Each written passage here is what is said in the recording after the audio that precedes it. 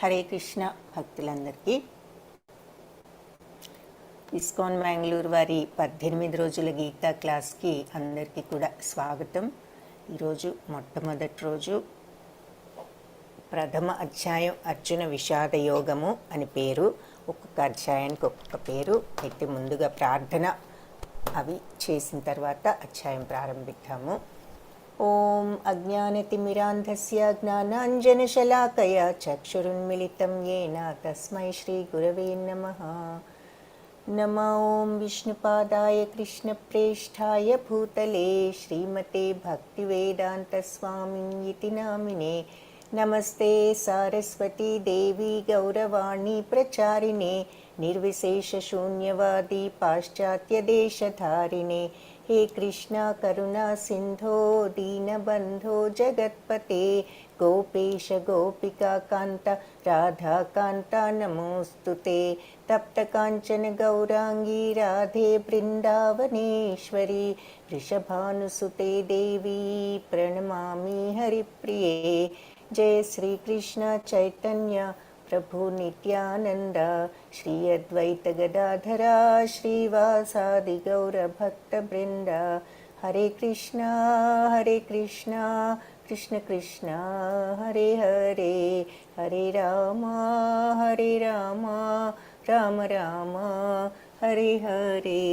హరే కృష్ణ భక్తులందరికీ అర్జున విషాద యోగము అని ప్రథమాధ్యాయము. అయితే ఈ అధ్యాయం చూడబోయే ముందు కొంత మనము ఈ ఇస్కాన్ ఎవరి ద్వారా ఈ క్లాసెస్ తీసుకుంటున్నాము ఇస్కాన్ గురించి బ్రీఫ్గా 2 మాటలు చెప్పిన తర్వాత అది ప్రారంభిస్తాను. మనము ఇస్కాన్ మ్యాంగ్లూర్లో ఒక టెంపుల్ ఉన్నది, రాధా గోవింద ఆలయం అని. అన్ని ఇస్కాన్ ఆలయాలకు పేరు రాధా గోవిందులు అందులో ఉన్న మూర్తులు. సో ఇది మ్యాంగ్లూరు కర్ణాటక రాష్ట్రంలో ఉన్నది. వీరి ద్వారా మనము ఈ క్లాస్ అరేంజ్ చేయబడింది మనందరికీ ఉచితంగా. ఎక్కడ ఉన్న వాళ్ళం అక్కడే మనం తీసుకునే విధంగా ఇస్కాన్ మ్యాంగ్లూరు వారు మనందరికీ ఇది ఏర్పాటు చేశారు.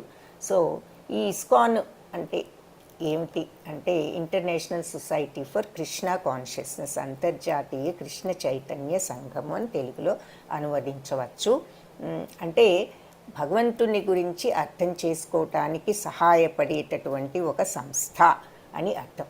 సరే, భగవంతుడి గురించి మనందరికీ తెలీదా అని మనందరికీ ప్రశ్న రావచ్చు. కానీ ఇది పాశ్చాత్య దేశవాసులందరికీ కూడా మన భగవంతుడి గురించి తెలియదు కాబట్టి అక్కడ వారికి కూడా తెలియజేసే ఉద్దేశంతో దీనిని స్థాపించినది శ్రీల ప్రభుపాద ఏసీ భక్తివేదాంత స్వామి ప్రభుపాదల వారు అని మీలో చాలామందికి తెలిసే ఉంటుంది. ఒకవేళ తెలియకపోతే అది స్థాపించిన వ్యక్తి వీరు. దీన్ని అంతర్జాతీయ కృష్ణ చైతన్య సంఘం, ఇంగ్లీష్లో actual name international society for Krishna consciousness, ISKCON అని షార్ట్కట్లో అంటాము. దానిని స్థాపించినది ఈయన కాబట్టి ఫౌండర్ ఆచార్య అంటే మొదలుపెట్టిన గురువులు, సంస్థాపక ఆచార్యులు అని కూడా అనవచ్చు. 1966 జూలైలో ఎక్కడ స్థాపించారో ఎవరికైనా తెలిస్తే హ్యాండ్ రైజ్ చేసి తెలిస్తే జూమ్ చాట్లో ఆన్సర్స్ టైప్ చేయొచ్చు మీరు. ఈ సంస్థను ఎక్కడ స్థాపించారు మొట్టమొదట ఈ 1966 జూలై సంవత్సరంలో ఎక్కడ ఈ సంస్థ స్థాపించబడిందో తెలిస్తే ఎవరైనా టైప్ చేయండి జూమ్ చాట్లో. ఒక ఆన్సర్ వచ్చింది, New York in USA. Harini Mataji, okay, very good. Hare Krishna. So ఆయన యొక్క బోధనల ఆధారంగా మనం అంటే ఆయన భగవద్గీతను అనువదించారు ఇంగ్లీష్లో సాంస్క్రిట్ నుంచి. మనం ఆ book Bhagavad Gita as it is అంటే అర్థాన్ని మార్చకుండా వీలైనంత వరకు కరెక్ట్ అర్థాన్ని మనకు బోధపడేలాగా ఎక్స్ప్లెయిన్ చేస్తానికి ఆ పుస్తకం ప్రయత్నం చేసింది. అందుకనే భగవద్గీత యాజ్ ఇట్ ఈజ్ అని దాని పేరు. అది మనం ఫాలో అవుతున్నాము. దానిని తెలుగులోకి చాలా భాషల్లోకి అనువదించడం జరిగింది. సో ఈ ప్రభుపాద ఆయన యొక్క జీవితం గురించి బ్రీఫ్గా చూసినట్లయితే ఇక్కడ మీకు ఈ బొమ్మలు ఒకసారి గమనించండి. చిన్నతనంలోనే ఆయన వైష్ణవ ఫ్యామిలీలో పుట్టడం, ఆ తర్వాత ఈ జగన్నాథ రథ యాత్రలలో పాల్గొనడం, పిల్లలందరితో ఆయన చేయడం, తర్వాత ఆయనకు తన గురువుగారిని చూసుకోవటం, ఆ గురువుగారి ఆదేశానుసారం ఆయన శ్రీకృష్ణుడి గురించి ఈ రకంగా బ్యాక్ టు గాడ్ హెడ్ అనేటటువంటి ఒక మ్యాగజైన్ని స్థాపించటం, ఆ మార్గంలో ఉండటం, ఆ తర్వాత ఆయన పాశ్చాత్య దేశాలు వెళ్ళి అక్కడ ఆయన ఈ సంస్థను స్థాపించి ఎలా అయితే ఈ హరే కృష్ణ హరే రామ మంత్రాన్ని అక్కడ వారందరికీ కూడా తెలియపరిచారో మనం చూస్తున్నాము. ఆ తర్వాత ఆయన ఎన్నో పుస్తకాలు రచించారు, అనువదించారు. ఆ పుస్తకాలన్నీ కూడా చాలా ఉన్నాయి ఇక్కడ, అవన్నీ కూడా చూస్తున్నాం. సో ఇది బ్రీఫ్గా శ్రీల ప్రభుపాద ఏసీ భక్తివేదాంత స్వామి అని ఆయన బిరుదు. ఏసీ అంటే అసలు పేరు అభయచంద్ర, అంటే పూర్వాశ్రమంలో తర్వాత ఆయనకి ప్రభుపాద అనేటటువంటి పేరు వచ్చినది తీసుకున్నారు. సో ఈ భక్తి వేదాంత ప్రభుపాదుల వారు ఈ సంస్థను స్థాపిస్తే ఈ రోజున ఆ సంస్థను నిర్వహిస్తున్నది జయపతాక స్వామి. మాయాపూర్, కలకత్తా దగ్గరలో, వెస్ట్ బెంగాల్ రాష్ట్రంలో మాయాపూర్ అనే ఊర్లో ఈ ఇస్కాన్ హెడ్ క్వార్టర్స్ ఇప్పుడు ఉన్నది. అమెరికాలో కూడా ఒకటి ఉన్నది. ఇప్పుడు హెడ్ క్వార్టర్స్లో ఈ మాయాపూర్, కలకత్తా దగ్గర మాయాపూర్లో జయపతాక స్వామి ఆ సంస్థకు అధిపతిగా ఆ సంస్థ కార్యకలాపాలన్నీ నిర్వహిస్తున్నారు. ఆ తర్వాత ఈ ఇస్కాన్ మ్యాంగ్లూరు, మనకి ఇస్కాన్ మ్యాంగ్లూరు వారు ఈ కోర్స్ అరేంజ్ చేశారు. ఈ జూమ్ చాట్, ఈ జూమ్ లింక్ ఇవన్నీ ఇచ్చింది ఇస్కాన్ మంగళూరు వారు. ఆ మంగళూరులో ఉన్న ఆలయానికి ప్రెసిడెంట్ అయిన శ్రీ రామనిష్ఠదాస్ ప్రభుజీ. వీరు ఐఐటి కాన్పూర్ నుంచి మెకానికల్ ఇంజనీరింగ్ డిగ్రీతో తీర్ణులై ఆయన భగవత్ సేవలో తన జీవితాన్ని అంకితం చేసి ఆ రకంగా ఈ ఇస్కాన్ ఆలయానికి తన జీవితాన్ని అంకితం చేసి భగవంతుడికి అక్కడ అన్ని ఈ వ్యవహారాలు మనబోటి వారికి ఈ భగవద్గీత నేర్చుకునే అవకాశం ఆయన కల్పిస్తున్నారు. ఆలయాన్ని ఇంకా నిర్మిస్తున్నారు, ఒక పెద్ద దేవాలయాన్ని ఇస్కాన్ మ్యాంగ్లూరులో. సో అవన్నీ కూడా నిర్వహిస్తోంది ఈ రామనిష్ఠదాస్ ప్రభుజీ, ఇస్కాన్ మంగళూరుకి ఆలయానికి ప్రెసిడెంట్. ఆ తర్వాత నెక్స్ట్ వీరు శ్రీ వాసాంగన్ దాస్ ప్రభుజీ. వీరు ఇస్కాన్ ఆలయానికి మేనేజర్గా ఉంటూ ఆయన కూడా డాక్టర్ చదివారు బెంగళూరులో. డాక్టర్ కోర్స్ ఫినిష్ చేసిన తర్వాత ఆయన కూడా తన జీవితాన్ని ఇలా భగవత్ సేవకి అంకితం చేసి ఆయన ఈ ఇస్కాన్ మ్యాంగ్లూరు టెంపుల్కి మేనేజర్గా ఉంటూ మనందరికీ రోజు ఉదయం భాగవతం బోధిస్తారు 8 గంటలకు. ఈ తెలుగు విభాగానికి, కన్నడ విభాగానికి ఆయన అధిపతిగా ఉంటూ తన అమూల్యమైన సలహాలు మా అందరికీ కూడా ఇస్తూ ఏ రకంగా ఈ క్లాసులు అవి నిర్వహించాలో వాటికి సహాయపడుతూ ఉంటారు. సో ఇది మనం ముఖ్యంగా ఈ ఆలయ యొక్క పరంపర మనం తెలుసుకోవాల్సింది. ఇకపోతే భగవద్గీత అనేది ఇక్కడ ఒక ముఖ్య విషయం. మనము భారతం చదువుకోవటానికి కాదు ఇక్కడికి వచ్చింది. సో అందులో ఉన్న డీప్ క్వశ్చన్స్ మీరు భారతం బుక్స్లోనూ వాటిల్లో రిఫర్ చేసుకోండి క్వశ్చన్స్ ఉంటే. బట్ మనం జస్ట్ అంటే భగవద్గీత చూస్తున్నాం కాబట్టి, భారతంలో ఉన్నది కాబట్టి, వ్యాస మహాముని రచించిన భారతంలో ఇది ఒక భాగం కాబట్టి కొంత బ్యాక్గ్రౌండ్ ఏమిటి, ఎక్కడ, ఎప్పుడు, ఎలా, ఎవరితో, ఎవరికి చెప్పబడింది అనేది కొంత చూస్తాము. ఆ తర్వాత మనం భగవద్గీత స్టార్ట్ చేస్తాం. కాబట్టి డీపర్ క్వశ్చన్స్ ఆఫ్ మహాభారత ఉన్నట్లయితే మీరు మహాభారతాన్ని రిఫర్ చేయండి. భగవద్గీతకు సంబంధించిన క్వశ్చన్స్ ఏదైనా ఉంటే మనం క్లాస్లో చూడవచ్చు. హరే కృష్ణ. భగవద్గీత వ్యాసుడు రచించిన మహాభారత ఇతిహాసంలో ఒక ఉపాఖ్యానం. మీకు ఒక్క నిమిషం ఈ పేజ్లో ఉన్న విషయాలు చూద్దాము.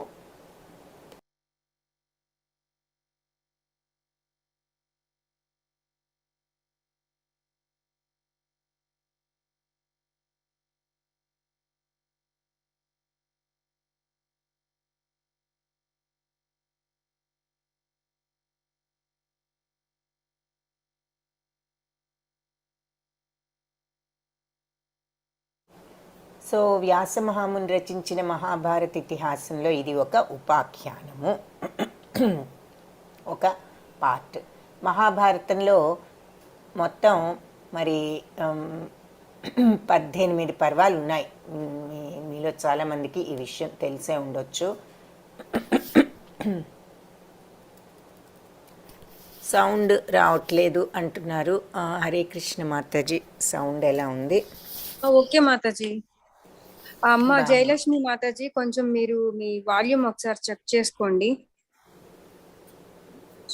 ఓకే మాతాజీ. ఇప్పుడు ఏమన్నా బెటర్గా ఉందా మాతాజీ? లేదంటే ఓకే మాతాజీ, మీ వాల్యూమ్ ఓకే మాతాజీ. అంటే ఏదో కొంచెం సెట్టింగ్ చేంజ్ చేశాను, ఏమైనా డిఫరెన్స్ కనిపిస్తుందా? లేదంటే కొంచెం ఎక్కువైంది. ఓకే మాతాజీ, వాల్యూమ్ రైజ్ అయింది మాతాజీ. ఓకే, సరే. థ్యాంక్స్ మాతాజీ. హరే కృష్ణ. సో 18 పర్వాలు ఉన్నాయి, 18 పర్వాలు మహాభారతంలో. సో వ్యాస మహాముని రచించటం మీరు చదువుకుని ఉంటారు చిన్నప్పుడు. మరి దాన్ని తెలుగులో మరి కవిత్రయం అంటాం మనం. నన్నయ్య, తిక్కనయ్య, ఎర్రాప్రగడ వాళ్ళ ముగ్గురు కూడా దాన్ని అనువదించడం. అయితే నన్నయ్య గారు మొదటి 2 పర్వాలు రాసి మూడవదైన అరణ్య పర్వం మొదలుపెట్టి ఆయన ఆపేయడం. తర్వాత తిక్కన గారు వచ్చి ఆయన నెక్స్ట్ 15 పర్వాలు ఆయన ఫినిష్ చేయడం.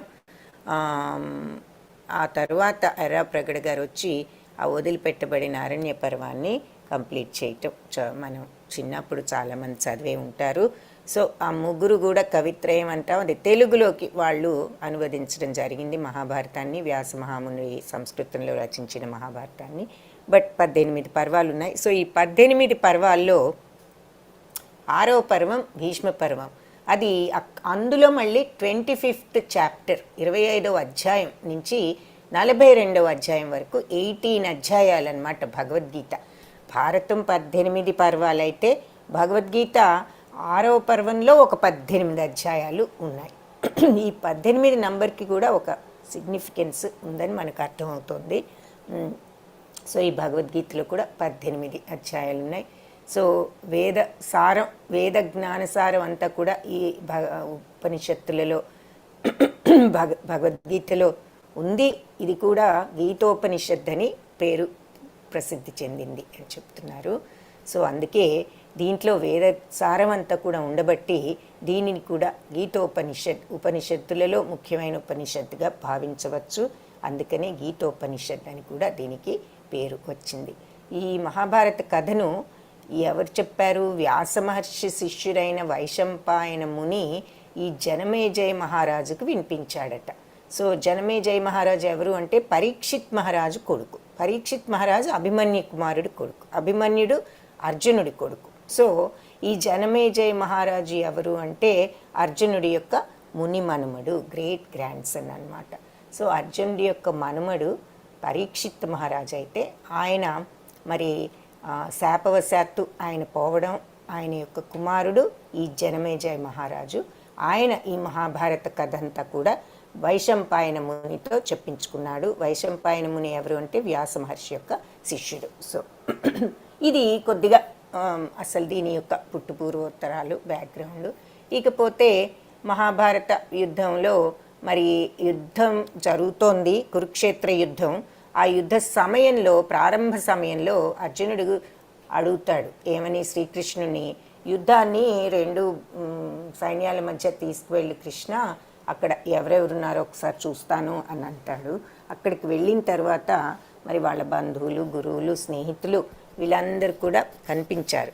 సో అప్పుడు రాజ్యం కోసం ఇదేమిటి నా వాళ్ళందరినీ చంపడం, ఏమైనా అర్థం ఉందా దీంట్లో? కాబట్టి కృష్ణ ఇదేమిటి, నేను ఇప్పుడు ఏం చేయాలి, నా డ్యూటీ ఏమిటి, నా కర్తవ్యం ఏమిటి అని అడగడం జరిగింది. అలా అర్జునుడికి శ్రీకృష్ణుడికి మధ్య జరిగిన ఈ సంభాషణే భగవద్గీత. అప్పుడు భగవంతుడికి ఆయనకి జరిగిన డిస్కషన్ భగవద్గీత. సో ధృతరాష్ట్రుడు ఎవరో మీ అందరికీ తెలిసే ఉంటుంది. ఎవరు? దుర్యోధనుడి తండ్రి మహారాజు, పాండురాజుకి అన్న. పాండురాజు పుత్రులు పాండవులైతే ధృతరాష్ట్రుడి పుత్రులు కౌరవులు, దుర్యోధనుడు ఆయన యొక్క 9 సోదరులు.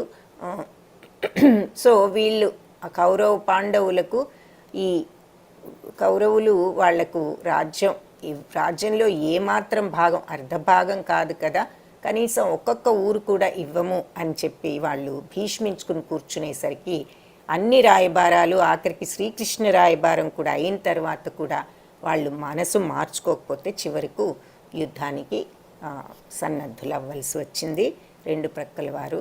సో ఈ ధృతరాష్ట్రుడు కూడా కుమారులకు చెప్పలేక, వాళ్ళ మనస్సులు మార్చలేక, ఒక ప్రక్కన వాళ్ళ మీద తీవ్రమైనటువంటి మమకారంతో గ్రుడ్డి ప్రేమ అంటారు, ఆయన అంధులు.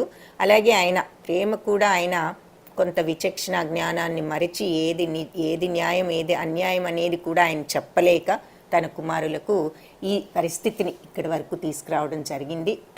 ఈ ధృతరాష్ట్రుడు ఆయన యొక్క కార్యదర్శి రథసారథి అయిన సంజయుడు, వాళ్ళిద్దరికీ మధ్య జరిగే సంభాషణగా ఈ భగవద్గీత ప్రారంభం అవుతుంది. సో మొట్టమొదటి శ్లోకం ఇందులో ధృతరాష్ట్రుడికి ఉంటుందన్నమాట. సో సరే, యుద్ధ ప్రారంభ సమయంలో అర్జునుడు ఏం చేయాలి, యుద్ధం నా వాళ్ళని నేను చంపలేను అని కృష్ణుడిని అడగటం, ఆయన చెప్పినటువంటి ఈ సంభాషణ భగవద్గీత అయితే, ఈ జరిగే సంభాషణ అంతా కూడా అక్కడ సంజయుడికి వ్యాస మహర్షి యొక్క శిష్యుడు కాబట్టి ఆయన అనుగ్రహంతో ఆయనకి రాజభవనంలో రాజుగారి దగ్గర ధృతరాష్ట్రుడి కార్యదర్శి కాబట్టి ఆయన దగ్గర ఉన్నా కూడా ఆయనకి జరిగేదంతా కూడా వ్యాసుల వారి అనుగ్రహంతో కనిపిస్తుంది. కాబట్టి సంజయుడు కళ్ళకు కట్టినట్లుగా కనిపించినట్లుగా యుద్ధంలో ఏం జరుగుతుందో ధృతరాష్ట్రుడికి వివరిస్తున్నాడు ఆయన కోరిక మీద. సో ఇది ఇక్కడ ప్రస్తుతం మనం స్టార్ట్ చేయబోయే సీన్ ఇలా ఉందన్నమాట. ఈ భగవద్గీతలో 18 అధ్యాయాలు ఉన్నాయి. ఒక్కొక్క అధ్యాయానికి ఒక్కొక్క యోగం అని పేరు. సో అందులో మొట్టమొదటి 6 కూడా కర్మయోగం అంటారు, మధ్యలో 6 భక్తి యోగం అంటారు, లాస్ట్ 6 జ్ఞానయోగము అని అంటారు. సో మొత్తం ఈ 18 అధ్యాయాలని 6 3 18, ఫస్ట్ 6 కర్మయోగం, మధ్యలో 6 భక్తి యోగం, చివరి 6 జ్ఞానయోగం. అయితే మొత్తం శ్లోకాలు ఎన్ని ఉన్నాయి? 700 శ్లోకాలు ఉన్నాయి భగవద్గీతలో. సో 700 శ్లోకాల్లో, ధన్యవాదాలు మహేష్ కుమార్ గారు చెప్తున్నారు వినిపిస్తోందని, వెరీ గుడ్, హరే కృష్ణ. 700 శ్లోకాలు ఉన్నాయి. ధృతరాష్ట్రుడు ఫస్ట్ శ్లోకం ఆయనదు, సంజయుడిది 41 శ్లోకాలు ఆయన ఉన్నాయి, అర్జునుడివి 84 శ్లోకాలు, శ్రీకృష్ణుడు 574 శ్లోకాలు. సో 700 శ్లోకాల్లో మనం ఈ సంఖ్యలు చూసినట్లయితే 574 శ్లోకాస్, వీటిల్లో 700లో శ్రీకృష్ణ భగవానుడివే ఉన్నాయి. కాబట్టి భగవద్గీత భగవంతుడి యొక్క గీత, ఇది ఆయన నోటి నుంచి వెలువడిన గీత అని దీనికి పేరు వచ్చినది. ఇకపోతే ఈ గీత మహత్యం ఏమిటి అన్నది ఒకసారి చూద్దాము. దీనికి కూడా ఒక చక్కటి మీనింగ్ ఉన్నది, అదేమిటో ఒకసారి చూడొచ్చు మనం.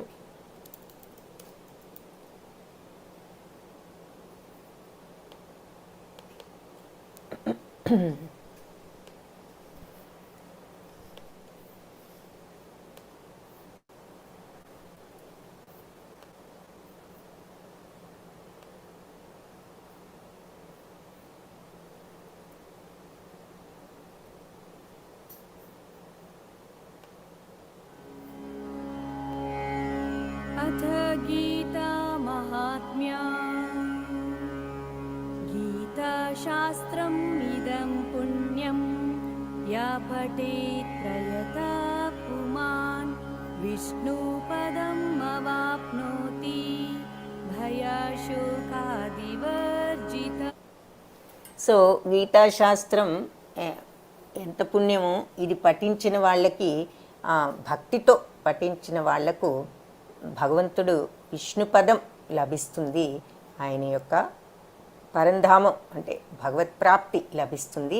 భయశోకాదివర్జిత, భయము శోకం అనేవి వాటి నుండి వాళ్ళు విడుదలవుతారు, బయటపడతారు, వాళ్ళ భయశోకాలు ఉండవు. ఈ గీతాశాస్త్రాన్ని ఎవరైతే భక్తితో పఠిస్తారో భగవంతుడి యొక్క పరంధామం లభిస్తుంది, భయశోకాదులు వాళ్లకు ఉండవు, అంటే భయం నుంచి శోకం నుంచి విముక్తులవుతారు. గీతాధ్యాయనశీలస్య ప్రాణాయామపరస్య చ నైవ సంతి హి పాపాని పూర్వజన్మకృత్. సో ఎవరైతే ఈ భగవద్గీతను శ్రద్ధగా చదువుతారో వాళ్ళు భగవంతుని యొక్క అనుగ్రహంతో వాళ్ళ పూర్వజన్మ పాపాలన్నీ కూడా వాళ్ళు కడిగి వేసుకోవచ్చు అని ఈ శ్లోకానికి అర్థం. మలనిర్మోచనం పుంసా జలస్నానం దినే దినే సకృత్ గీతాంబసి స్నానం సంసారమలనాశనం. సో మనం రోజు స్నానం చేస్తే గనక ఏ రకంగా అయితే మన ఒంటి మీద మురికిని మనం కడిగి వేసుకోవడానికి స్నానం చేస్తామో ప్రతిదినము, ఆ రకంగా ఈ గీతామృత స్నానం కనుక చేసినట్లయితే మనకి ఈ సంసారం వల్ల, ఈ భౌతిక ప్రపంచం వల్ల కలిగే ఈ కల్మషాలన్నీ కూడా కడిగి వేయబడతాయి అని ఈ శ్లోకానికి అర్థం. గీత సుగీత కర్తవ్యా కిమ్మన్యే శాస్త్రవిస్తరే యా స్వయం పద్మనాభస్య ముఖా పద్మావినిసృతా.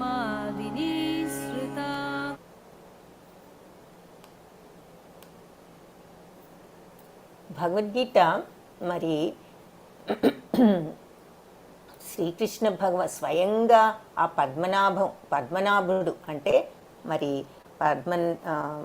ఆయన నాభి నుంచి వచ్చిన పద్మంలో బ్రహ్మదేవుడు పుట్టాడు అన్న విషయం చాలామందికి తెలిసే ఉంటుంది. అందుకని ఆయనకు పద్మనాభుడు అనేటటువంటి బిరుదు ఉన్నది భగవంతుడికి.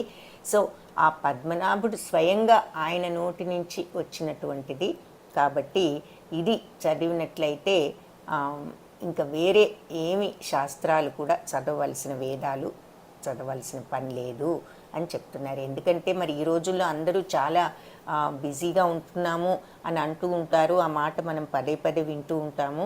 కాబట్టి ఈ 4 వేదాలు మొత్తం అన్నీ చదివేటంత టైం లేదనుకుంటే అది కూడా అవసరం లేదు. ఈ భగవద్గీత ఒక్కటి చదివితే చాలు, వేదసారం అంతా కూడా ఇందులో ఉన్నది. ఎందుకు అంటే ఇది భగవంతుడి యొక్క ముఖపద్మాద్ వినిశ్రత, ఆయన నోటి నుంచి ముఖపద్మం నుంచి వచ్చినటువంటి ఈ భగవద్గీత చదివితే చాలు, అన్ని వేదసారాలు కూడా ఇందులో ఉన్నాయి అని ఈ శ్లోకానికి అర్థం. భారతామృత సర్వస్వం విష్ణోర్వక్త్రాద్వినిసృతం గీతా గంగోదకం పీత్వా పునర్జన్మ న విద్యతే. సో భారతామృత సర్వస్వం విష్ణువక్త్ర ద్వినిశ్రితం గీతా గంగోదకం పీత్వా పునర్జన్మాన విద్యతే. సో ఇది భగవంతుడి నోటి నుంచి వెలువడినటువంటి, ఆయన పద్మం వంటి ఆయన నోటి నుంచి వెలువడినటువంటి మహాభారతంలో ఉన్న ఈ గీతామృతం ఎవరైతే దీనిని తీసుకుంటారో, ఈ గీతామృతాన్ని, వాళ్ళు గీతా గంగోదకం, ఈ గీతా గంగోదకాన్ని ఎవరైతే పీత్వ అంటే త్రాగుతారో పునర్జన్మాన విద్యతే, వాళ్ళకి పునర్జన్మ అనేది ఉండదు అని చెప్తున్నారనమాట. సో ఈ గంగా నీరు తాగితే, అంటే గీతా గంగా నీరు తాగితే ఈ భగవంతుడి యొక్క నోటి నుంచి వచ్చినటువంటి ఈ గీతా గంగోదకాన్ని గనక త్రాగినట్లయితే మళ్ళీ మనకు పునర్జన్మ అనేది ఈ భౌతిక ప్రపంచంలో ఉండదు. అంటే దాని అర్థం ఏమిటి? పునర్జన్మ లేదు అంటే మోక్షం వస్తుంది. కాబట్టి ఇదేమిటో మళ్ళీ క్లియర్గా ముందు చూస్తాము. బట్ ప్రస్తుతానికి అంతవరకు తెలుసుకోవచ్చు. ఇంకా వేరే మాటల్లో చెప్పాలి అంటే భగవద్గీతను భక్తితో మనం చదివినట్లయితే ఈ జనన మరణ చక్రం నుంచి మనం తప్పించుకోవచ్చు. జన్మాన విద్యతే సర్వోపనిషదో గావో దుగ్ధ గోపాలనందన పార్థో వత్స సుధీర్భోక్త దుగ్ధం గీతామృతం మహా. సో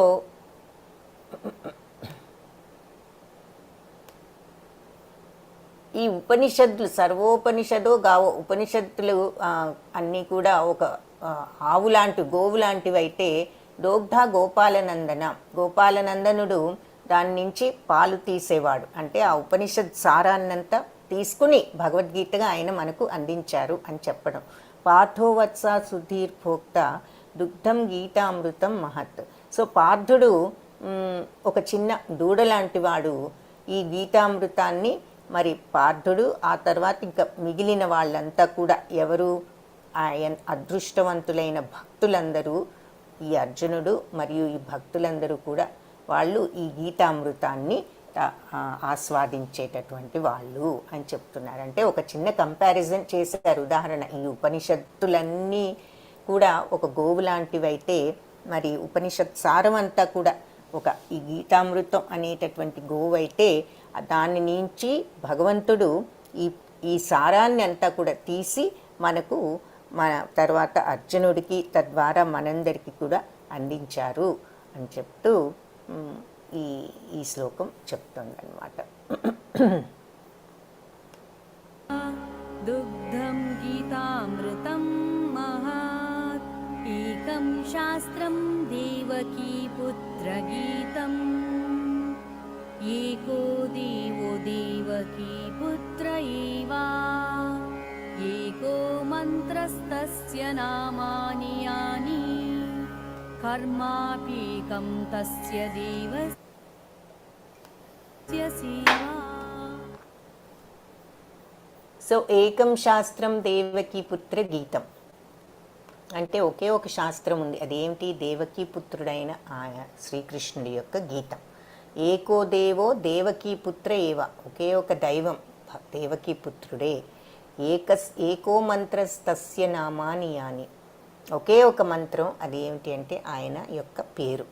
కర్మాపి ఏకం తస్య దేవస్య సేవ, ఒకే ఒక కర్మ. ఒకే ఒక కర్మ అంటే ఏదో బ్యాడ్ అనుకుంటా. కర్మ అంటే బ్యాడ్ కాదు, గుడ్ కాదు. కర్మ అంటే ఒక యాక్షన్, ఒక పనిని కర్మ అంటారు. అది సకర్మన, వికర్మన, బ్యాడ్ పన, గుడ్ పని అన్నది తర్వాత డిఫరెన్స్లన్నీ మనం ఒక చాప్టర్లో చూస్తాము. ప్రస్తుతానికి కర్మ అంటే బ్యాడ్ అని అనుకోవద్దు. కర్మ అంటే యాక్షన్, పని చేయడం. సో కర్మ, ఏకం కర్మ, ఒకే ఒక పని ఉన్నది. ఎవరికైనా మానవ జన్మ ఎత్తిన తర్వాత ఏమిటి అంటే మన డ్యూటీ తస్య దేవస్య సేవ, భగవంతుడి యొక్క సేవ అని చెప్పి ఈ శ్లోకం చెప్తుంది. సో ఒకే ఒక శాస్త్రం దేవకీపుత్ర గీతమైన భగవద్గీత, ఒకే ఒక దైవం ఈ దేవకీపుత్రుడు, ఒకే మంత్రం ఆయన నామం, ఒకటే పని. ఒకటే పని అంటే ఇక్కడ ఒకటే బాధ్యత. ఏమిటి అంటే మనుషులకు మెయిన్ డ్యూటీ భగవత్ సేవ అని చెప్పి ఈ శ్లోకం చెప్తోంది. ఇది గీత మహత్యం అని చెప్పి మరి శంకరుల వారు రాసినటువంటి గీతా మహత్యం. సో ఆ గీత చదవడం వల్ల వచ్చేటటువంటి బెనిఫిట్ ఏమిటి, ఎందుకు అనేది మనకి బ్రీఫ్గా అందులో చెప్తున్నారు. సో ఇప్పుడు ధృతరాష్ట్ర ఎంక్వైరీలో ఈ ఫస్ట్ చాప్టరు ఏముంటుంది అంటే మొట్టమొదటి శ్లోకంలో ధృతరాష్ట్రుడు అడుగుతాడు ఏం జరుగుతుందని. 2 నుంచి 11వ శ్లోకంలో దుర్యోధనుడు ఆయన యొక్క యుద్ధం స్టార్ట్ అవబోతోంది, పెద్ద సైన్యం ఉంది, అవతల కూడా చాలామంది వీరులు ఉన్నారు, మన వైపు కూడా చాలామంది ఉన్నారు అని ఒక రకమైన ఆందోళన ఉన్నది దుర్యోధనులో. అది ఆయన వ్యక్తపరచడం తన గురువుగారు అయిన ద్రోణాచార్యుడి దగ్గర 2 నుంచి 11 శ్లోకాస్ వరకు చూస్తాము. తర్వాత వీళ్ళందరూ కూడా ఎవరి శంఖాలు వాళ్ళు పూరించటం, యుద్ధ ప్రారంభంలో అందరూ శంఖాలు పూరించేవారు ఇదివరకు రోజుల్లో. సో అలా వీళ్ళంతా హేమాహేమీలంతా ఈ శంఖాలు పూరించడం 12 నుంచి 19వ శ్లోకం వరకు అది చూస్తాం. ఆ తర్వాత అర్జునుడు 2 సైన్యాల మధ్యకు తీసుకువచ్చిన తర్వాత అందరినీ అబ్జర్వ్ చేయటం, అక్కడ ఉన్న వాళ్ళని 20 నుంచి 27 శ్లోక వరకు అది చూస్తాం. అర్జునుడు పరీక్షించి అందరినీ చూడటం. ఆ తర్వాత 28 నుంచి 46 almost half of the chapter అన్నమాట. ఈ చాప్టర్లో సగం అర్జునుడు వీళ్ళందరినీ చూసిన తర్వాత ఇంకా నేను వీళ్ళందరి మీద ఎలా యుద్ధం చేస్తా, వీళ్ళంతా నా ఫ్యామిలీ, నా గురువులు, పెద్దలు, నా స్నేహితులు, బంధువులు, వీళ్ళని నేను ఎలా చంపాలని అర్జునుడు ఎన్నో కారణాలు ఈ యుద్ధం చేయకుండా ఉండటానికి, యుద్ధం ఎందుకు చెయ్యకూడదని అర్జునుడికి అనిపించిందో కారణాలన్నీ కూడా చెప్తాడు ఆ శ్లోకాల్లో. సో అది చూస్తాం ఇప్పుడు మనం. ఈ యుద్ధ ప్రారంభం ముందు మరి రకరకాలుగా రియాక్ట్ అవుతూ ఉన్నారు అందరూ కూడా. ఏది దుర్యోధనుడు ఒక రకంగా, అర్జునుడు ఇంకొక రకంగా, ధృతరాష్ట్రుడు ఇంకొక రకంగా, ఇలా ఇవన్నీ కూడా మనం ఇప్పుడు చూస్తాము.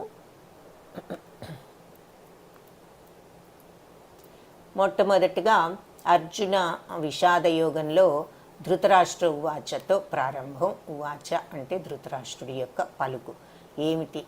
ధృతరాష్ట్ర ఉవాచ ధర్మక్షేత్రే కురుక్షేత్రే సమవేతాయుయుత్సవః మామకా పాండవాశ్చైవ హిమకుర్వత సంజయ.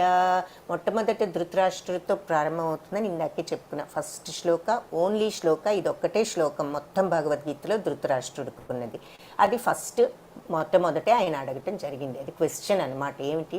ధర్మక్షేత్రమైన ఈ కురుక్షేత్రంలో, మరి ఈ కురుక్షేత్రాన్ని ధర్మక్షేత్రం అంటారు. సో ఆయన వెంటనే ఆ మాటను గుర్తుంచుకున్నాడు, ఇది ధర్మక్షేత్రం కాబట్టి నా కొడుకులు ఏదన్నా అన్యాయం ఉన్నదేమో అని ఆయనకు డౌట్ వచ్చేసింది. మా సమవేత ఆందోళన అనమాట.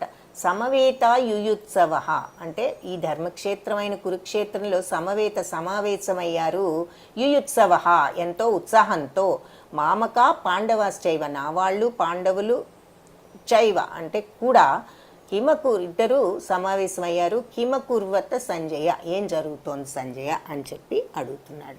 సో నా వాళ్ళు పాండవులు కూడా సమావేశమయ్యారు, ఏం జరుగుతోంది అని చెప్పి అడుగుతున్నాడు. ఇక్కడ రెండు విషయాలు, ముఖ్యమైన విషయాలు కనిపిస్తున్నాయి. ఏమిటి? చాలా విషయాలు ఉన్నాయి అబ్జర్వేషన్కి. బట్ ఒకటి, ఈ ప్రశ్న ఎందుకు అడిగాడు ఎవరైనా చెప్పగలరా? ఇప్పుడు యుద్ధానికి వస్తే ఏం చేస్తారు? యుద్ధ భూమిలో సమావేశమైన వాళ్ళు యుద్ధం చేయక అక్కడ ఆడుకోవటానికి రారు కదా, వాళ్ళు యుద్ధం చేయటానికి వచ్చారు. కానీ ఎందుకు అడుగుతున్నాడు? ఏం చేస్తున్నారు, ఏం జరుగుతోంది సంజయ అని అడుగుతున్నాడంటే దాని అర్థం ఏమిటి? ఎందుకు ఆయన ప్రశ్న అడిగాడు? ఎవరైనా చెప్పగలిగితే జూమ్ చాట్లో టైప్ చేయండి.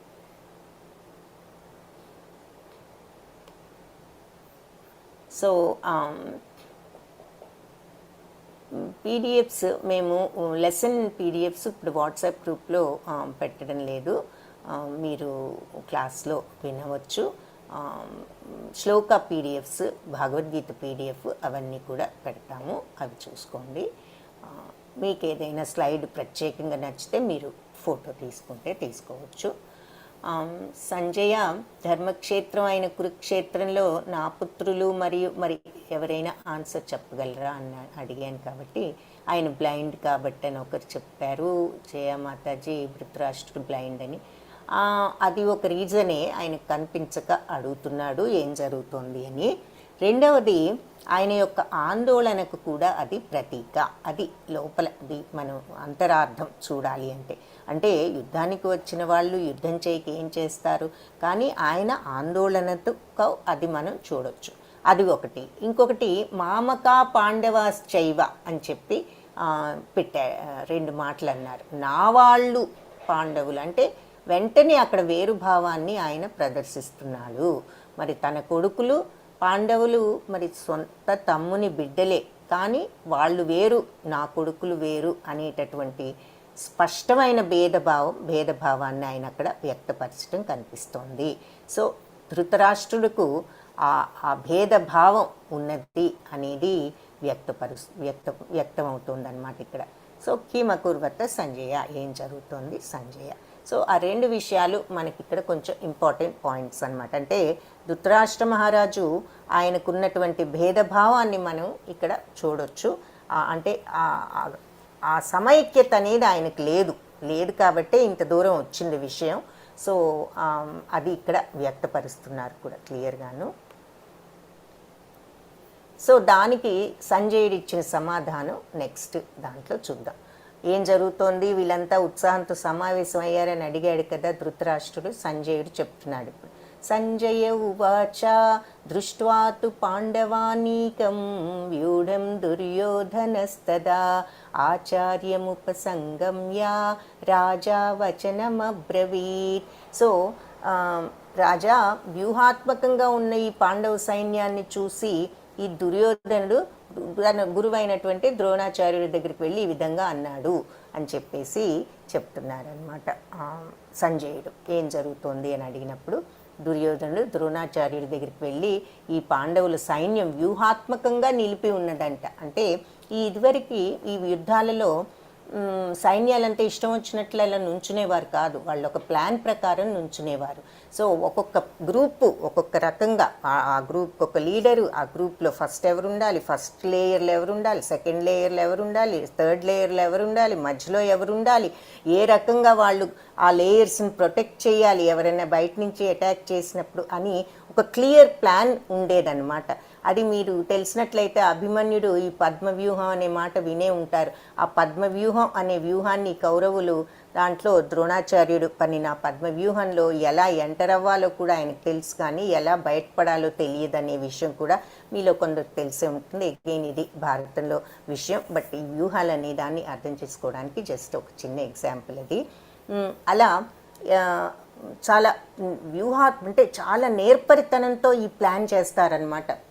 ఇక్కడ ఈ గ్రూప్లో వీళ్ళు హ్యాండిల్ చేస్తారు, దీంట్లో ఎవరైనా వస్తే ఈ గ్రూప్ వాళ్ళు ఈ రకంగా బయట వీళ్ళు ఉంటారు, నెక్స్ట్ వీళ్ళు ఉంటారు, నెక్స్ట్ లేయర్లో వీళ్ళు ఉంటారు, అలా దాన్ని వాళ్ళు ప్లాన్ చేసి వ్యూహాత్మకంగా ఉన్నటువంటి ఈ పాండవ సైన్యాన్ని, రెండు సైన్యాలు అలాగే ఉంటాయి ఆ రోజుల్లో. అలా వ్యూహాత్మకంగా సైన్యాలు బాగా నైపుణ్యులైన వాళ్ళు ఆ రకంగా వ్యూహాలు ఏర్పరచుకుని చేసేవారు.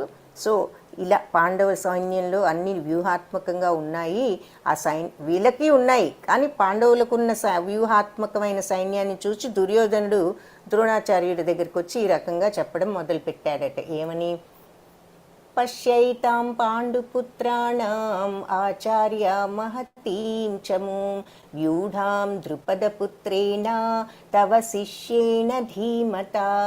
పశ్యైతాం పాండుపుత్రాణం, చూడు ఈ పాండుపుత్రులను ఆచార్య గురుగారు, మహతీం చమూం మీ ఎంత వ్యూహాత్మకంగా ఈ వ్యూఢాం ద్రుపదపుత్రేణ, ద్రుపదపుత్రుడు అంటే ద్రౌపది యొక్క సోదరుడు, ఆయన ఎంత వ్యూహాత్మకంగా ఈ వాళ్ళ యొక్క సైన్యాలను, దృష్టద్యుమ్నుడు అనమాట అతని పేరు, ద్రౌపదీదేవి యొక్క సోదరుడి పేరు. సో ఆయన చూడండి ఎంత వ్యూహాత్మకంగా పెట్టాడో ఈ పాండవ సైన్యాన్ని. మీ శిష్యుడే కదా, తవ శిష్యేన ధీమత, మీ శిష్యుడే కదా ఆయన అంటే ఒక రకమైన వ్యంగ్యం. మీరు నేర్పించిన విద్యతో ఇప్పుడు మనకే ప్రాబ్లం వచ్చింది. ఈ దృష్టద్యుమ్నుడు ఇంత చక్కగా వ్యూహాత్మకంగా వీళ్ళ పాండవ సైన్యాలన్నీ పెట్టాడు మీరు నేర్పించిన విద్యతో, చూసారా అని చెప్పి అడుగుతున్నాడు అనమాట ద్రోణాచార్యుణ్ణి. హరే కృష్ణ. రామ్ గారు, దుర్యోధనుడు అంటే మీరు నిజంగానే తెలియదా? దుర్యోధనుడు తెలియకపోతే మీరు డెఫినెట్గా కొంచెం అయినా సరే బ్రీఫ్గా భారతం చదవటం ఇంపార్టెంట్. దుర్యోధనుడు ఎవరు అంటే కౌరవులలో అందరిలోకి పెద్దవాడు. 9 కౌరవులు పాండవులు ఉన్నారన్నది తెలిసేమో అనుకుంటున్నాను. మీరు తెలియకపోతే బ్రీఫ్గా కొంచెం ఈరోజు భారతం గురించి చదవండి, చదివితే అర్థమవుతుంది. బట్ ఇమ్మీడియట్ ఆన్సర్ మీ క్వశ్చన్కి, దుర్యోధనుడు అంటే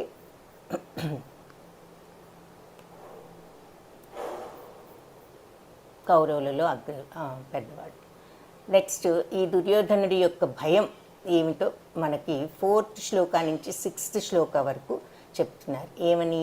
ఈ పాండవులు సైన్యంలో ధైర్య సాహసవంతులు, ఇవన్నీ చెప్తున్నాడు అనమాట దుర్యోధనుడు ఆయన గురువైన ద్రోణుడికి.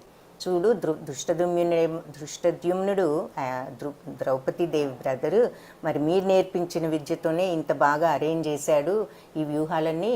ఈ పాండవులకి ఇంకా ఈ సైన్యంలో ధైర్య సాహసవంతులు, అస్త్ర విద్యంలో నిపుణులు, శౌర్యంలో భీమార్జున సమానులు వీళ్ళంతా ఉన్నారు. సాత్యకి, విరాటుడు, ద్రుపదుడు, దృష్టకేతువు, చేకితానుడు, కాశీరాజు, పురుజిత్తు, కుంతిభోజుడు, సైభ్యుడు, యుధామన్యుడు, ఉత్తమౌజుడు, అభిమన్యుడు, ఉప పాండవులు వీళ్ళంతా కూడా ఉన్నారు. ఉప పాండవులు అంటే పాండవ పుత్రులు, వీళ్ళంతా కూడా ఉన్నారు. వీళ్ళందరూ కూడా మహారథులే అని చెప్తున్నాడు ద్రోణుడికి. అంటే ఇవన్నీ ద్రోణాచార్యుడికి తెలియదనా? ఆయనకు అన్నీ తెలుసు. ఇది ఏం వ్యక్తం చేస్తోంది, ఎందుకు చెప్తున్నాడు ఇవన్నీ, ఎందుకు అంటున్నాడు? ఎవరైనా ఆన్సర్ చెప్పగలిగితే జూమ్ చాట్లో టైప్ చేయండి. ఈ పీడిఎఫ్ దయచేసి మేము ప్రస్తుతం పీడిఎఫ్స్ పోస్ట్ చేయడం లేదు గ్రూప్లో, కానీ మీకు చాలా ఇన్ఫర్మేషన్ ఫ్రీగా పోస్ట్ చేస్తున్నాము. పీడిఎఫ్ మీకు మొత్తం భగవద్గీత శ్లోకాస్ అన్నీ మీనింగ్స్తో సహా ఎవ్రీ చాప్టర్ పోస్ట్ చేస్తూ చెప్తున్నారు. ఆ తర్వాత బుక్ మొత్తం PDF మీకు పోస్ట్ చేస్తారు. సో అది కూడా మీరు చూసుకోండి. ఇది మీకు క్లాస్లో మేము ఉపయోగించేటటువంటి లెసన్ PDF, అందుకని ఇది మీరు క్లాస్లో ఫాలో అవ్వండి. ఏదైనా మీకు నచ్చినది కానీ ఏదైనా ఉంటే మీరు ఆ PDFని, ఆ పేజ్ని, స్లైడ్ని మీరు ఫోటో తీసుకోవాలంటే తీసుకోవచ్చు. సో ఎందుకు అంటున్నాడు ఈ ఇన్ఫర్మేషన్ అంతా ద్రోణాచార్యుడికి తెలియకనా, ఎందుకు చెప్తున్నాడు ఇవన్నీను? ఎవరికైనా తెలిస్తే జూమ్ చాట్లో ఆన్సర్ టైప్ చేయండి. దుర్యోధనుడు ద్రోణాచార్యుడికి ఇవన్నీ వివరించడంలో అర్థం ఏమిటి? ఏది పాండవులు చాలా గొప్ప సైన్యం, ఇంత బాగా పెట్టారు, అంత బాగా పెట్టారు, వాళ్ళలో వీళ్ళున్నారు, వాళ్ళున్నారు, ఈ గొప్ప గొప్ప వాళ్ళు, ఈ పెద్ద పెద్ద శౌర్య అస్త్ర విద్య నిపుణులు ఉన్నారు, యోధులు ఉన్నారు అని చెప్తున్నాడు. ఇదంతా ద్రోణుడికి తెలియని విషయం ఏం కాదు. ద్రోణాచార్యుడికి అన్నీ తెలుసు. ఆయనే చాలామందికి వీళ్ళందరికీ కూడా విలువిద్య నేర్పించిన గురువు. మరి ఎందుకు చెప్తున్నాడు ఆయనకు అన్నీ తెలిసిన అని ఎవరికైనా ఏదైనా ఆన్సర్ తెలిస్తే ఈ క్వశ్చన్కి టైప్ చేయొచ్చు. అస్మాకం తు విశిష్టాయే తాన్ని బోధాద్విజోత్తమా నాయకా మమ సైన్యస్య సంజ్ఞార్థం తాన్ బ్రవీమితే. దుర్యోధనుడు son of Gandhari. Okay, very good. గాంధారీను ధృతరాష్ట్రుడు పుత్రుడు. ఆన్సర్స్ చూద్దాము. వాళ్ళందరినీ చూసిన భయంతో అని వైష్ణవి గారు అంటున్నారు మాతాజీ. దుర్యోధనుడు తర్వాత he's trying to stop the fight. Fight stop చేయాలని ఏమి ట్రై చేయటం లేదు.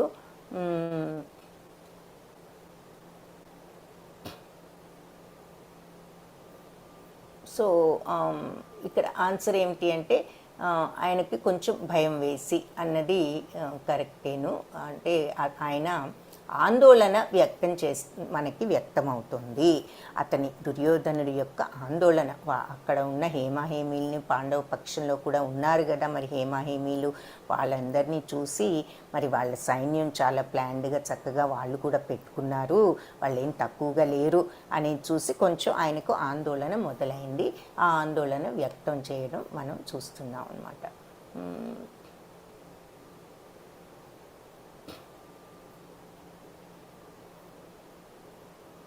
He may lose entire family by this war with all experts. Dinesh Prabhuji చెప్తున్నారు. Very good. దట్స్ అదే మనందరికీ ఏమవుతుందో వీళ్ళంతా చాలా హేమాహేమీలు ఉన్నారు అనేటటువంటి ఒక వరి ఆయనలో కనిపిస్తుంది.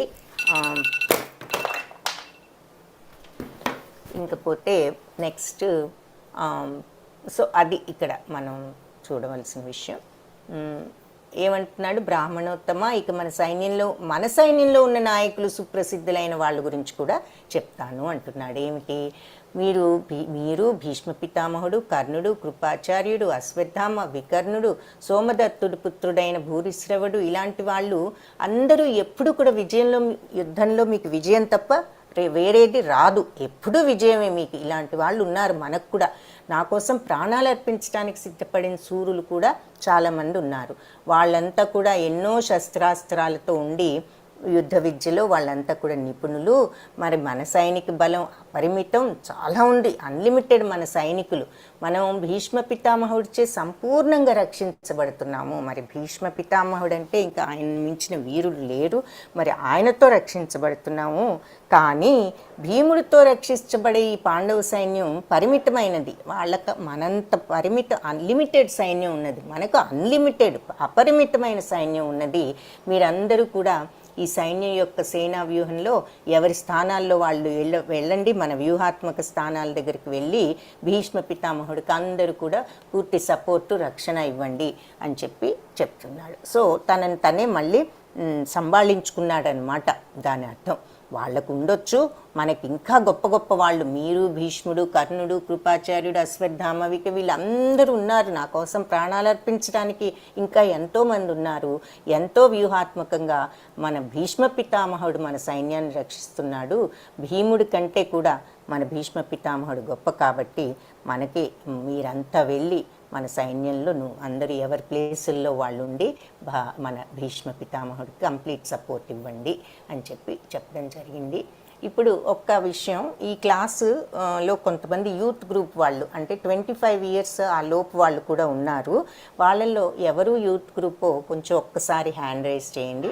అంటే మీకు 25 ఇయర్స్ కానీ ఆ లోపు ఇంకా తక్కువ కానీ ఉన్నట్లయితే దయచేసి ఒకసారి హ్యాండ్ రైజ్ చేయండి. కౌంట్ ఎంతమంది ఉన్నారో ఆ గ్రూప్ వాళ్ళు తెలుసుకోవడానికి అడుగుతున్నాను ఈ క్వశ్చన్. సో 25 సంవత్సరాలు ఆ లోపు ఉన్నవాళ్ళు ఎంతమంది అనేది. Very good.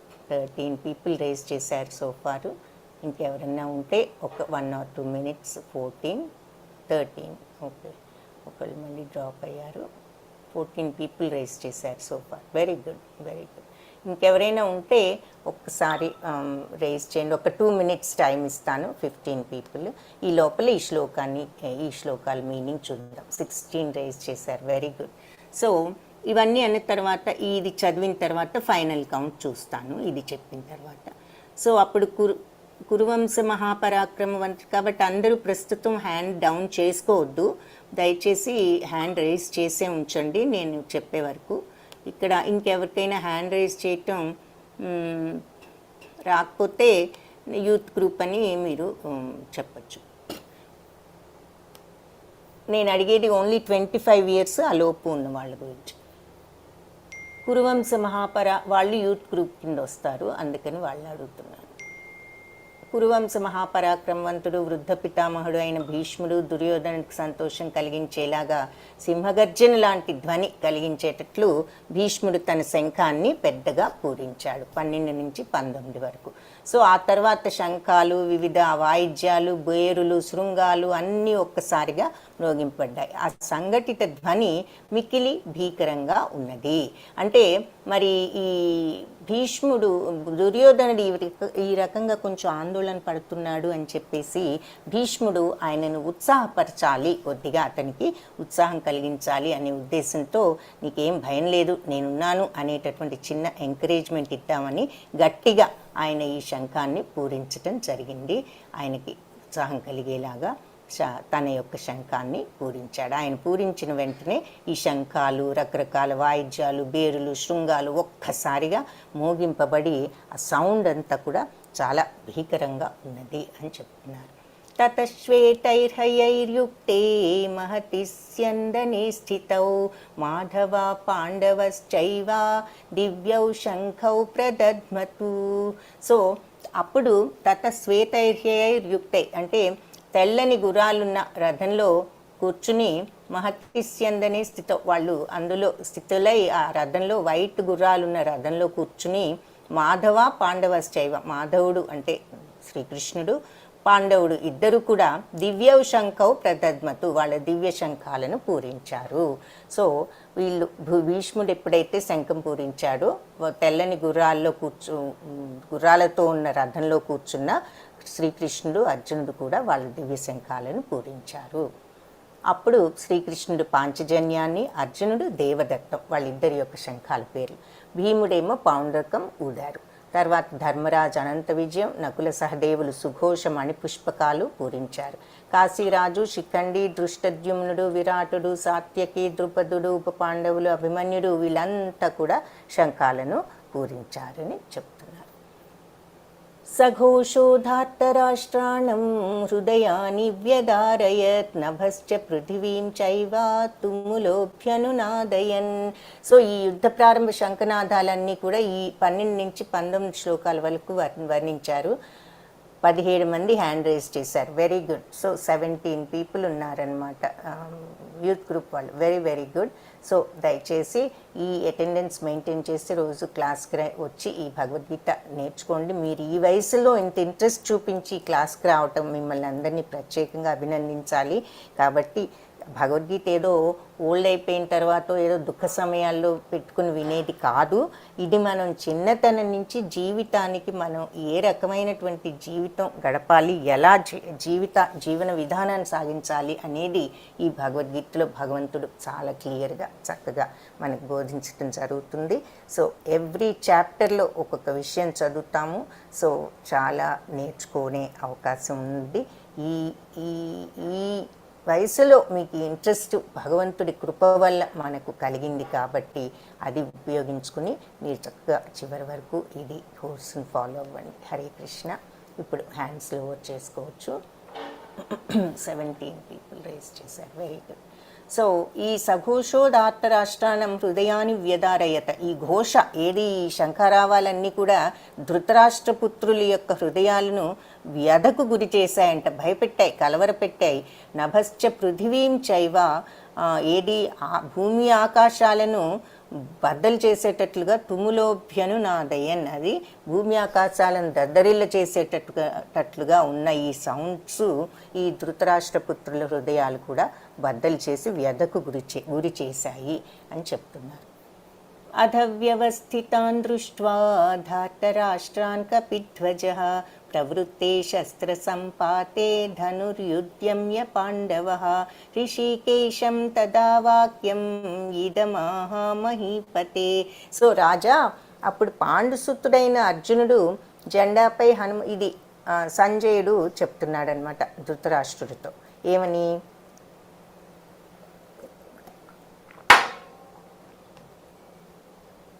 రాజా అప్పుడు పాండుసుతుడైన అర్జునుడు జెండాపై హనుమంతుని చిహ్నం కలిగి ఉన్న రథంలో గాంధీవం ఎత్తిపెట్టి యుద్ధ సన్నద్ధులై ఉన్న దుర్యోధనాదులను చూసి శ్రీకృష్ణుడితో ఇలా అన్నాడంట అర్జునుడు. ఏది ఇప్పుడు అర్జునుడి యొక్క రథం మీద హనుమంతుడు, జెండా మీద హనుమంతుడు ఉన్నాడన్నది చాలామందికి తెలిసే ఉంటుంది. జెండా మీద హనుమంతుడి చిహ్నం ఉన్నది. ఆ రథమేమో అగ్నిదేవుడిచ్చినటువంటి రథం, దానిపై జెండా మీద హనుమంతుడు. అందులో ఉన్న అర్జునుడు అడుగుతున్నాడనమాట. దుర్యోధనాదులందరినీ చూసి శ్రీకృష్ణుడితో ఇలా అన్నాడట.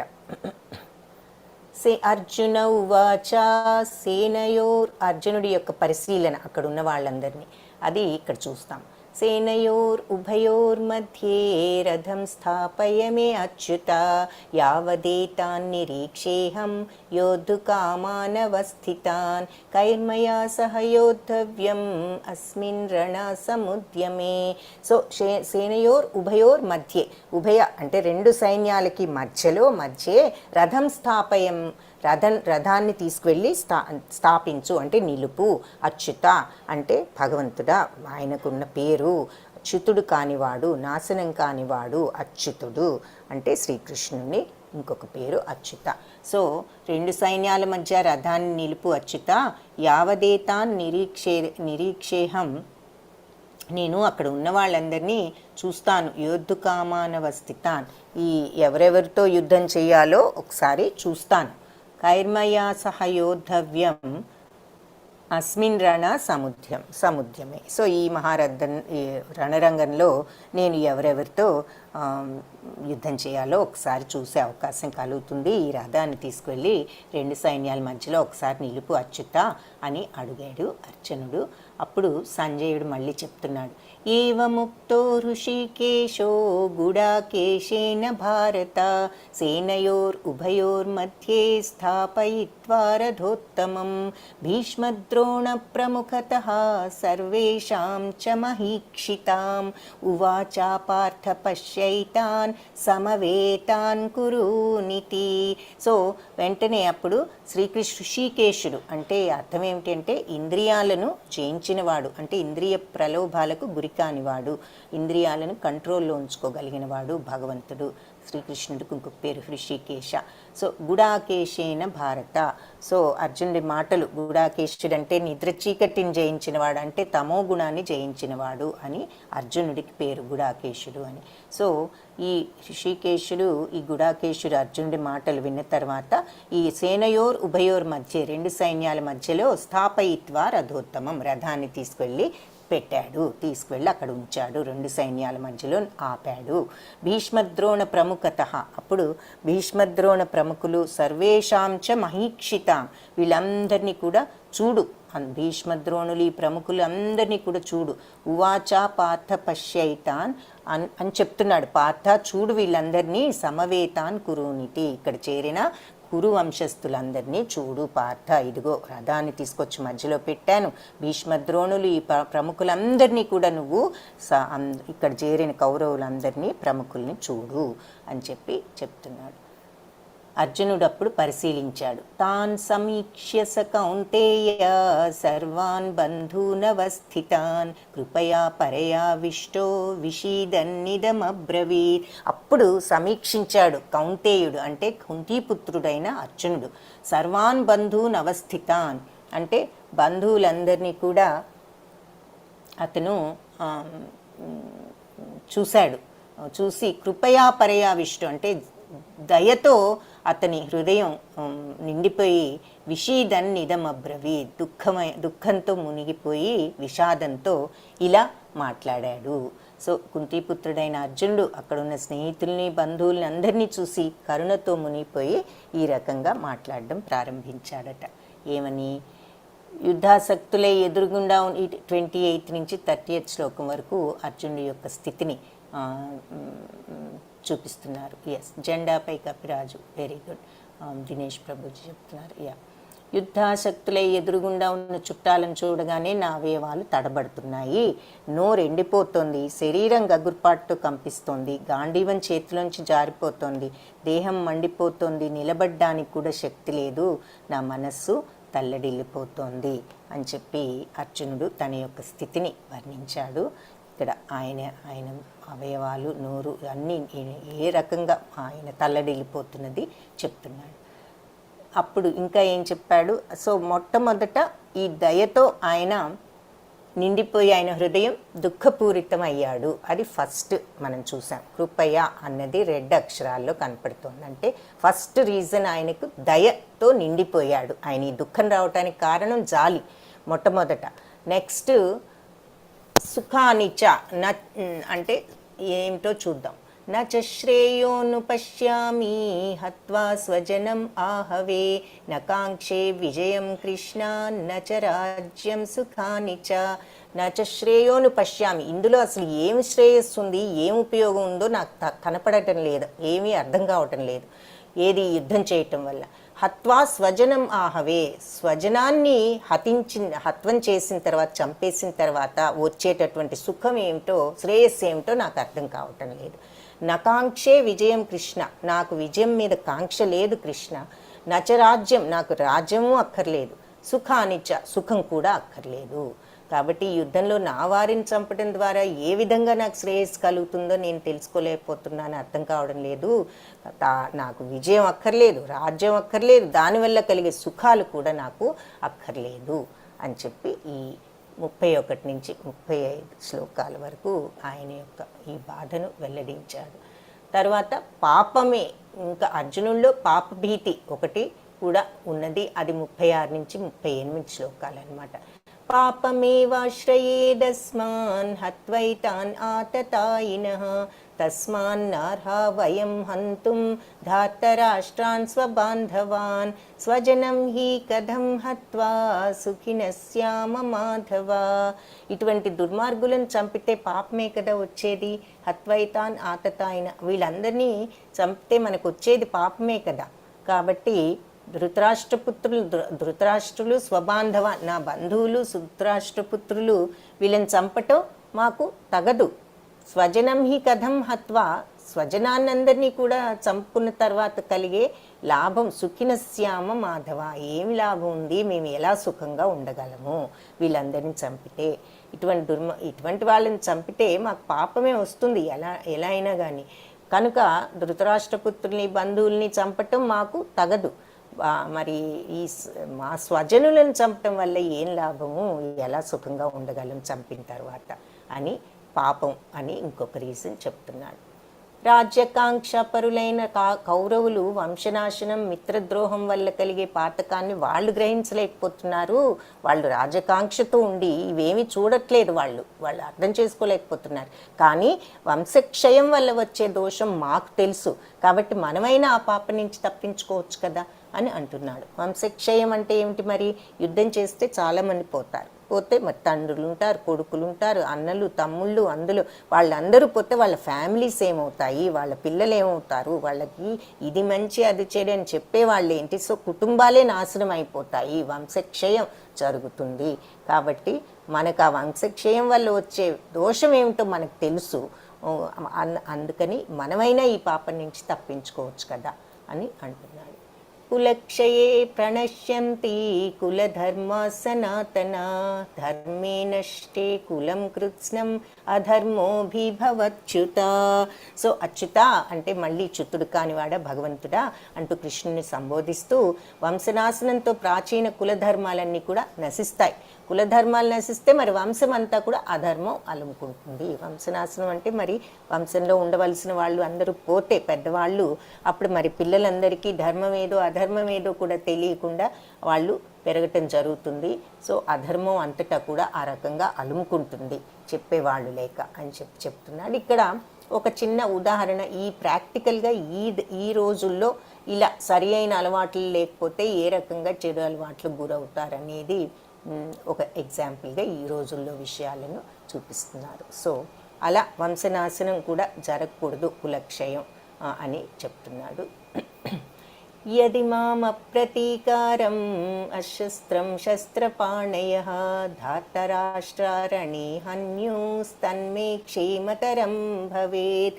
సో నిరాయుధుడును నేను ప్రతీకారం చేయని వాడిని అయితే గనక, నేను ఆయుధాలని వదిలేసి నేను చెయ్యను అని అంటే, నన్ను ఆయుధాలు ధరించిన ధృతరాష్ట్రులు ఒకవేళ నన్ను గనక వాళ్ళు వధిస్తే యుద్ధంలో అది నాకు మంచిదే అవుతుంది అని అంటున్నాడు. నేను ఆయుధాలు ధరించలేను, వాళ్ళని చంపలేను.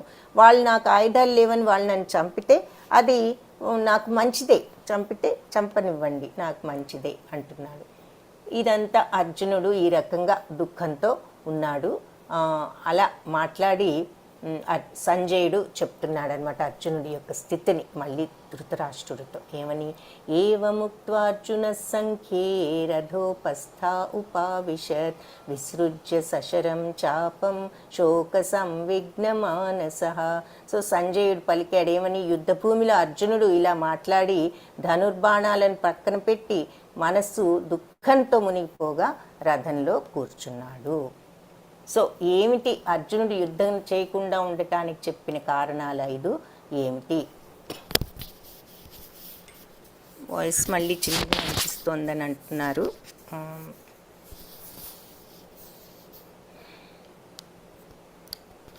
ఇప్పుడు ఏమైనా బెటర్గా ఉందా మాతాజీ? ఒకసారి చెప్పండి. అంటే సెట్టింగ్ మారుస్తున్నాను, ఆ మార్చిన దానివల్ల ఏమైనా ఉపయోగం ఉందా లేదా అన్నది తెలుసుకోవడానికి అడుగుతున్నాను. హరే కృష్ణ మాతాజీ, వాయిస్ బానే ఉంది, ప్రాబ్లం ఏం లేదు మాతాజీ. ఓకే, సరే మాతాజీ, హరే కృష్ణ, ధన్యవాదాలు. సో ఈ అర్జునుడు యుద్ధం చేయకుండా ఉండటానికి చెప్పిన 5 కారణాలు ఏమిటి అంటే,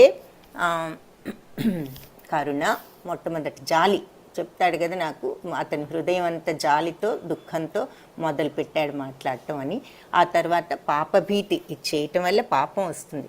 ఆ తర్వాత భోగం, సుఖం అక్కర్లేదు, వీళ్ళందరినీ చంపడం వల్ల వచ్చే సుఖాలు అక్కర్లేదన్నాడు. వంశనాశనం జరుగుతుంది అన్నాడు.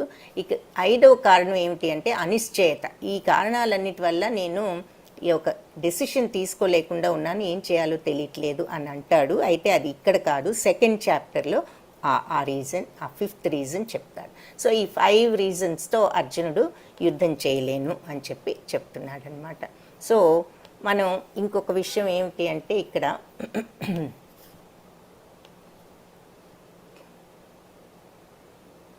ఇంకొక విషయం చూద్దాము.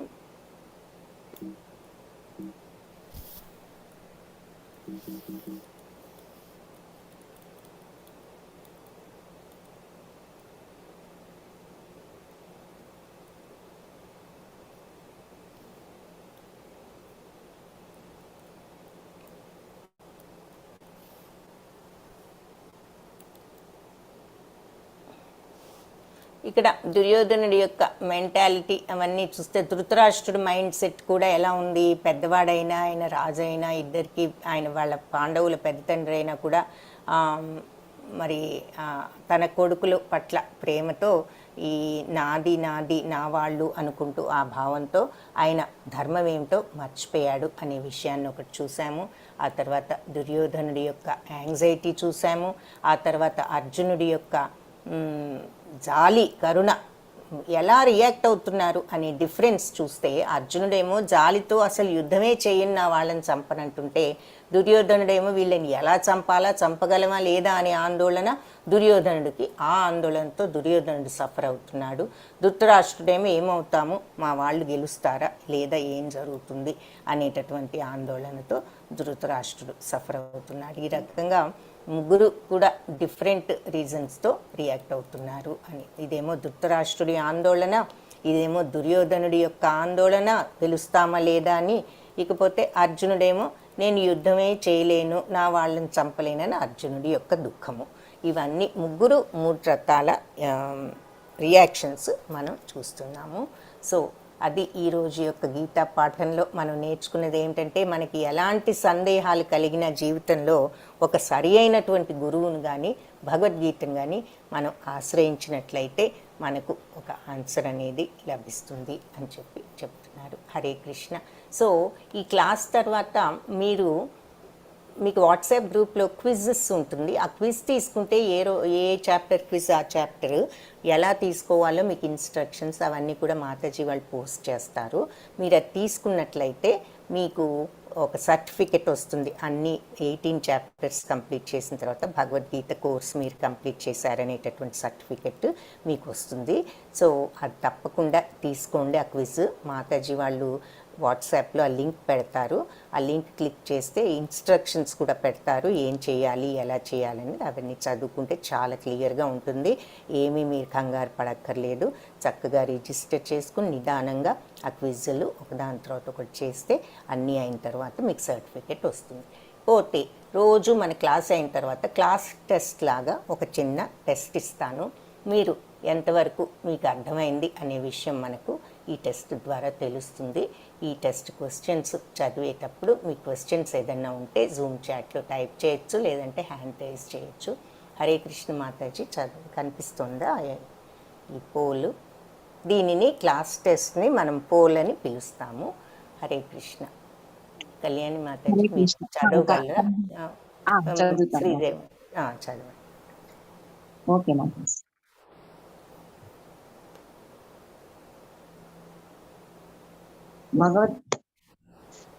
భగవత్ chapter 1 first chapter first question. భగవద్గీతలో మొదట మాట్లాడే వ్యక్తి ఎవరు? అర్జునుడు, శ్రీకృష్ణుడు, దుర్యోధనుడు, ధృతరాష్ట్రుడు. Second question. దుర్యోధనుడు భగవద్గీత మొదటి అధ్యాయంలో ఏ గురువుతో మాట్లాడాడు? భీష్ముడు, శకుని, ద్రోణాచార్యుడు, ధృతరాష్ట్రుడు. Third question. What was the reasons Arjuna gave Krishna for not to fight the war?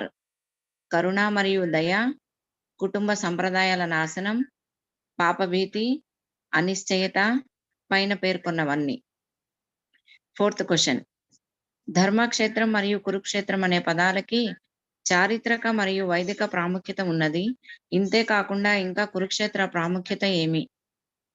కురుక్షేత్రంలో ధర్మ పితామహుడు కృష్ణుడు, కురుక్షేత్రంలో ధృతరాష్ట్రుని కొడుకు దుర్యోధనుడు మొదలైన అవాంఛిత మొక్కలు తుడిచిపెట్టడం. సి. క్షేత్రంలో యుధిష్ఠిరుని నేతృత్వంలో ధర్మపరాయణులు భగవంతునిచే వర్ధిల్లగలరు. డి. పైన పేర్కొన్నవన్నీ. Fifth question.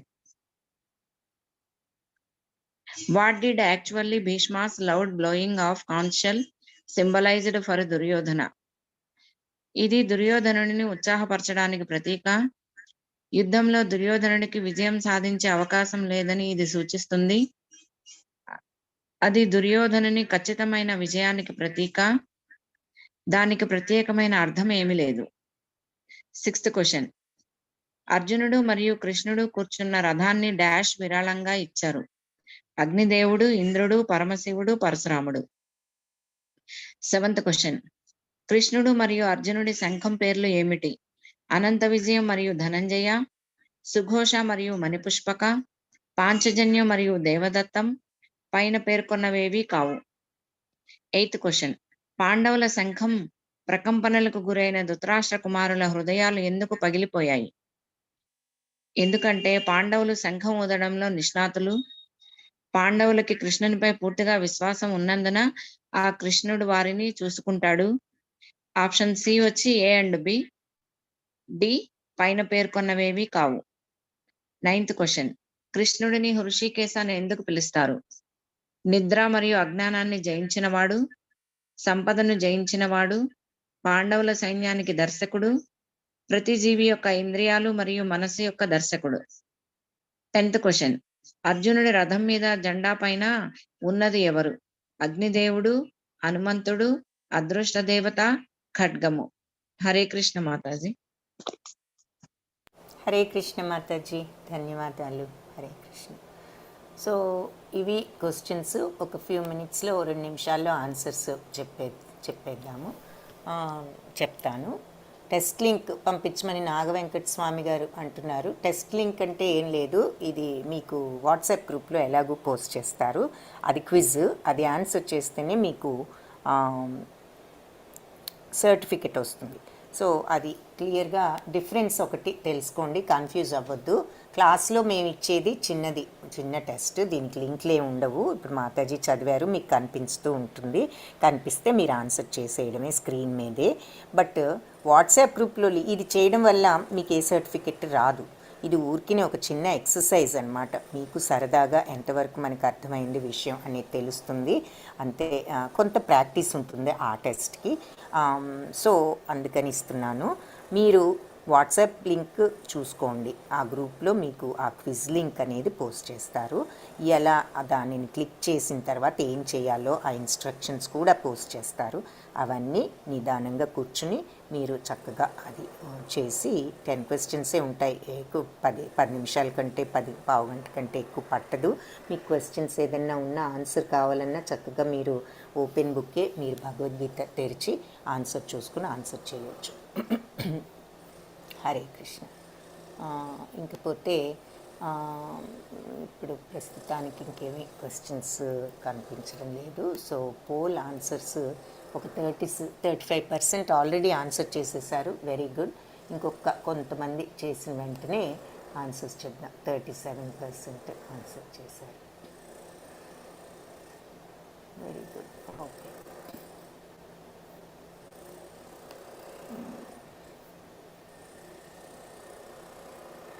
ఓకే.